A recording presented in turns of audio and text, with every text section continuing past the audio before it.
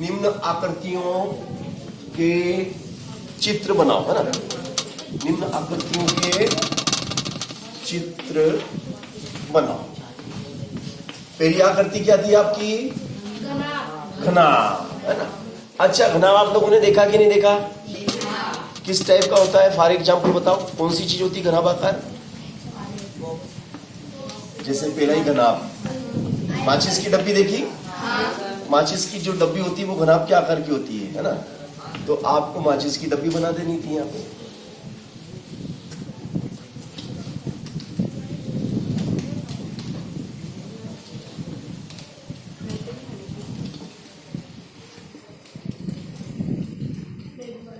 दीप जले, ये माचिस की डब्बी, इसको कहते हैं घनाभ, है ना। एक नंबर आपका पक गया। दूसरा कौन सा था? घन। अब घन आपको कैसा बनाना था? चौकोर बनाना था। चौकोर, चारों भुजाएं सेम टू सेम, लंबाई चौड़ाई और ऊंचाई बराबर। ये बराबर हो जाती है आपकी लंबाई चौड़ाई ऊंचाई, लंबाई चौड़ाई ऊंचाई, ये और ये।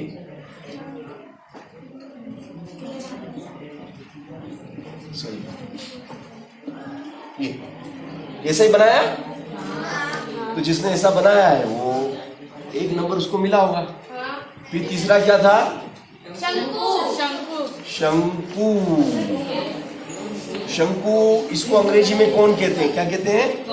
अंग्रेजी में इसका नाम कौन है ना। इसका क्यूब है। This is cube and this is cuboid. ये क्यूबॉइड है, इसको क्यूबॉइड बोलते हैं, क्यूबॉइड। चलो, कौन आपको इस टाइप से बनाना था? ये कौन ऐसा बनाना था? नंबर 4 पे क्या था आपका? बेलन, सिलेंडर, बेलन, दिस इज सिलेंडर, है ना। सिलेंडर बनाना था। अब सिलेंडर आपने बनाया होगा, है ना? ये ऐसा ही बनाया है। तो बस ये 4 नंबर मिल गए। 4 नंबर ये हो गए जो हमने फिल इन द ब्लैंक दिए थे आपको, है ना। तो फिल इन द ब्लैंक में करे होंगे आपने 6 तो सही कर ही दिए होंगे 10 में से। जो फिल इन द खालिस्तान दिए थे ना, पहला खालिस्तान क्या था बताओ? पहला खालिस्तान क्या था आपका?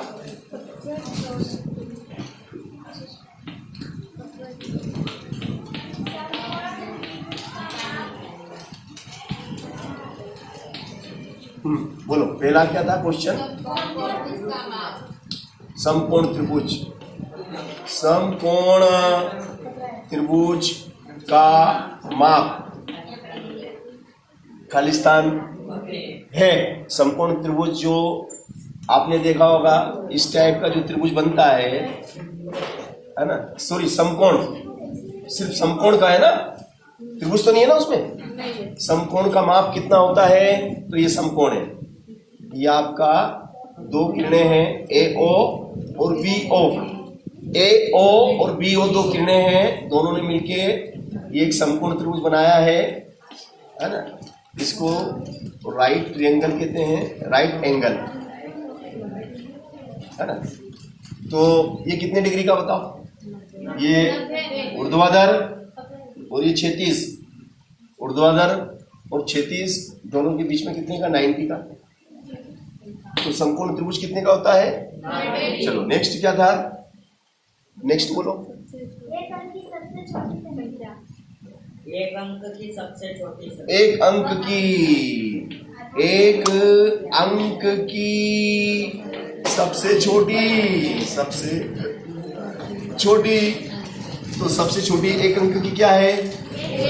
1 है। और सबसे बड़ी, अगर मान लो सबसे बड़ी पूछी जाए कि एक अंक की सबसे बड़ी 9, क्योंकि 10 में तो 2 अंक हो जाते हैं, 10 में तो 2 हो जाते हैं। इकाई, दहाई, 10 में तो 2 अंक हो गए, है ना। चलो, तो एक अंक की सबसे छोटी 1। फिर अगला प्रश्न क्या था? 2 अंक की सबसे छोटी संख्या। 2 अंकों की सबसे छोटी कौन सी बताओ? और सबसे बड़ी बताओ। सबसे बड़ी कौन सी? फिर अगला 3 अंक की सबसे छोटी संख्या। बताओ 3 अंक की सबसे छोटी कौन सी होगी? 100। 3 अंकों की सबसे छोटी 100 और 3 अंकों की सबसे बड़ी? सबसे बड़ी 3 अंकों की 999 और 4 अंकों की सबसे छोटी? 4 अंकों की सबसे छोटी 1000 और 4 अंकों की सबसे बड़ी 9900। 5 अंकों की सबसे छोटी 10,000। 5 अंकों की सबसे छोटी और 5 अंकों की सबसे बड़ी 99,999। वेरी गुड, बिल्कुल सही जवाब। चलो सबसे छोटा पूर्णांक, सबसे छोटी पूर्ण संख्या, सबसे छोटी पूर्ण संख्या बताओ कौन सी है? 0। सबसे छोटी पूर्ण संख्या क्या है? 0। फिर अगला क्या है? अगला क्या था? आगे पढ़ो। अगला प्रश्न कौन सा? 4 अंकों की सबसे बड़ी संख्या। तो 4 अंकों की बताई थी ना अपन ने, 9,999। फिर सरल कोण की माप। सरल कोण। सरल कोण की माप कितनी होती है भैया? सरल कोण की माप 180 डिग्री। क्योंकि ये आपका स्ट्रेट है ना, स्ट्रेट एंगल। ये आपका 0 A, 0 क्या O, A O। एक किरण ये वाली, देखो एक किरण ये वाली A O और दूसरी किरण B O। 2 किरणों से मिलके कोण बनता है। कभी भी ध्यान रखना, कोण बनाने के लिए कितनी किरण चाहिए हमें? 2 कंपलसरी है, 2 तो होना ही होना। अकेली किरण कभी कोण नहीं बनाती है। तो 2 किरण, एक किरण का नाम है AO और दूसरी किरण का नाम है BO और दोनों ने मिलकर बना दिया 180 का एंगल। और ये कोण कहलाएगा सरल कोण या रिजु कोण। सरल या रिजु कोण या रिजु कोण। चलो अगला क्या था, पढ़ो।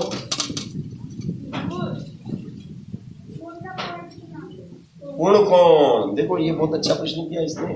पूर्ण कोण यानी कि यहाँ से चले, यहाँ से 0 से शुरू करें और ये 90 ने, ये 180 ने, ये 270 ने, ये 270 में, ये हो गए 360।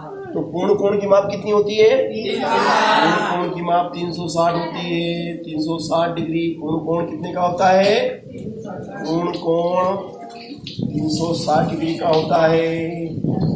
ठीक है, अगला अगला बोलो बेटा। 3 भुजाओं से घिरी आकृति। 3 भुजाओं से घिरी आकृति। देखो 1, 2 और 3 है ना, ये 3 भुजा हो गई है ना। तो 3 भुजाओं से घिरी आकृति का क्या नाम होता है? त्रिभुज कहते हैं, है ना। चलो आगे बोलो, आगे पढ़ो बेटा। 728 में 7 का स्थायी मान। 728 में ये जो 7 है, 7 का स्थानीय मान कितना होगा बताओ? 700। स्थानीय मान कितना? 700। 728 में 7 का स्थानीय मान 700। 728 में 7 का स्थानीय मान 700। बिल्कुल सही, गलत?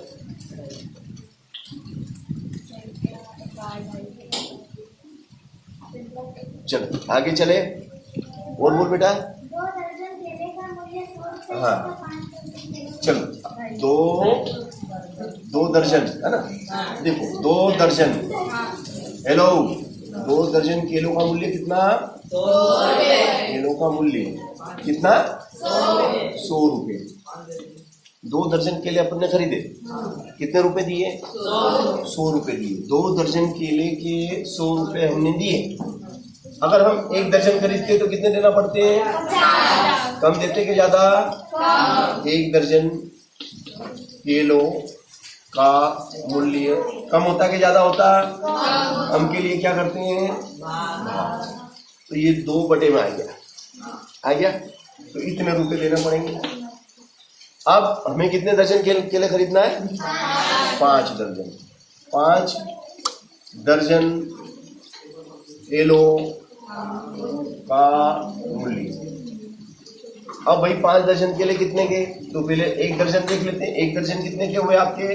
काट दो यहाँ पे। 2 पंजे 10, 0 की 0, ये 50 रुपए। अब 1 दर्जन 50 रुपए का। 1 दर्जन केला कितने का? तो 5 दर्जन कितने के? ज्यादा के होंगे कि कम के होंगे? तो ज्यादा के लिए क्या करेंगे? तो 250 रुपए देने पड़ेंगे कि नहीं देने पड़ेंगे? तो 5 दर्जन केले, 5 दर्जन केलों का मूल्य। 250 रुपया। चलो अगला बोलो। 30 दिन की मजदूरी 7,500 रुपये है तो 1 दिन की मजदूरी कितनी? हाँ, देखो 30 दिन तक, 30 दिनों की मजदूरी, 30 दिनों की मजदूरी कितनी है भैया?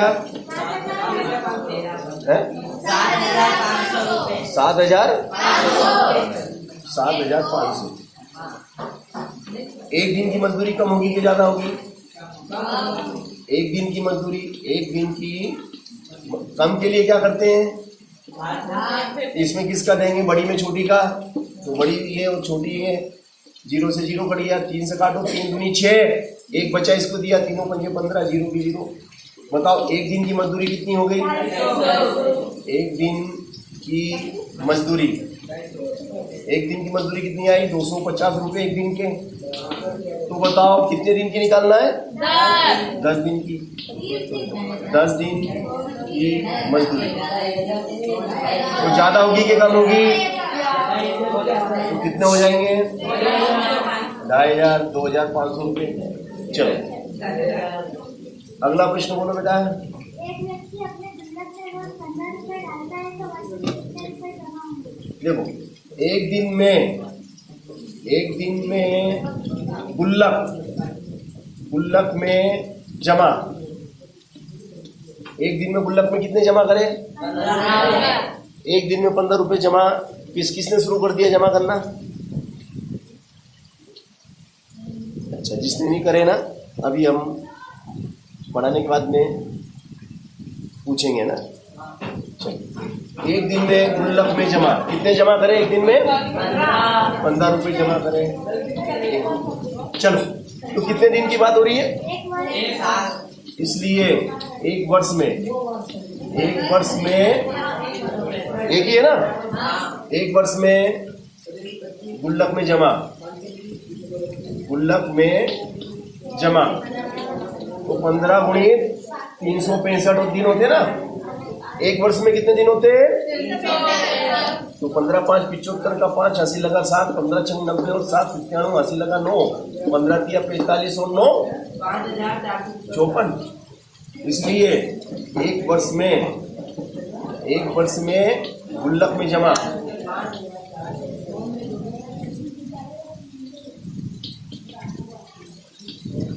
सही जवाब है। चलो अगला प्रश्न क्या है? एक कार 5 घंटे में 600 किलोमीटर चलती है तो 2 घंटे में कितनी दूरी चलेगी? हाँ, फिर से पढ़ो तो बेटा। एक कार 5 घंटे में 600 किलोमीटर चलती है। हाँ, देखो क्वेश्चन, 5 घंटे में चली दूरी, 5 घंटे में चली दूरी बराबर 600 km किलोमीटर। इसलिए 1 घंटे में चली दूरी, 1 घंटे में चली दूरी। अब 1 घंटे में कितना चलता है? कम चलेगा, तो कम के लिए भाग है ना। तो 5 एकम 5, 1 इसको दिया, 5 दूनी 10, 0 की 0। 1 घंटे में कितना चलता है? 120 किलोमीटर। इसलिए 1 घंटे में चली दूरी, 1 घंटे में चली दूरी। तो कितने घंटे में निकालना? 2 घंटे में, 2 घंटे में चली दूरी, 2 घंटे में चली दूरी। तो 2 का गुणा कर लो, 120 में है तो 12 दूना 24, 240 किलोमीटर। और है क्या? चल अगला बोलो। एक छात्र से 5 रुपये परीक्षा में दिया जाता है तो 75 छात्रों से कितना परीक्षा? हाँ, क्योंकि एक छात्र का फाइन चार्ज कितना है बेटा? 5 रुपये। इसलिए कितने बच्चे? 79 छात्र का फुल फाइन चार्ज। तो ज्यादा होगा कि कम होगा? ज्यादा के लिए क्या करते हैं? कितना आ जाएगा? 5 9 45 का 5, हाथ में लगा 4, 5 7 35 और 4 सही है क्या? यही है उत्तर। चलो अगला प्रश्न क्या है? एक त्रिभुज के कोण 1:2:3 के अनुपात में है तो प्रत्येक कोण कितने अनुपात? वेरी गुड, बहुत अच्छा प्रश्न है भैया। देखो अब ये प्रश्न आप ध्यान से देखेंगे क्योंकि ये जो प्रश्न है वो परीक्षा में भी आएगा आपका। एक त्रिभुज है ना? बोलना तो किससे? 1:2:3 है क्या? चल ABC, this is angle A बराबर 1x डिग्री, एंगल B बराबर 2x डिग्री और एंगल C बराबर 3x डिग्री। अब त्रिभुज के तीनों कोणों का योग कितना होता है? 180 है ना? A कितना है आपका? 1x, B कितना है? 2x, C कितना है? बराबर कितना हो गया? 180। तो बताओ कितना हुआ? 3 2 5 1 6, 6x बराबर 180। तो x बराबर कितना हो गया? 180/6, 6 दिया 18 और 0, तो x बराबर कितना है? 30। x का मान कितना आया? x का मान 30 आ गया। अब कोण A कितने का है? तो इसमें x की जगह कितना रखना पड़ेगा? x की जगह 30 को बिठाना पड़ेगा, है ना? तो कोण A बराबर 1 × 30 बोले तो कितना? 30 एकम 30। कोण B बराबर कितना है? 2 × 30 बोले तो कितना? 60 डिग्री। 30 दूना 60, है ना? और कोण C बराबर कितना है? 3x। तो 3 × 30 बोले तो 90। ये यार है। चलो और खत्म।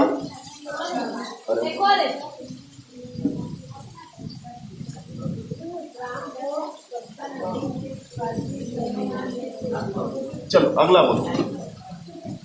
राम को कक्षा 9वीं की वार्षिक परीक्षा में क्षेत्र में 480 अंक प्राप्त हुए तो बताइए राम को कुल कितने प्रतिशत अंक प्राप्त? 480 अंक आए। कितने में से आए? 600 में से। देखो भैया 600 में से कितने प्राप्तांक है? प्राप्तांक कितने? 480। हेलो, 600 में से प्राप्तांक 400।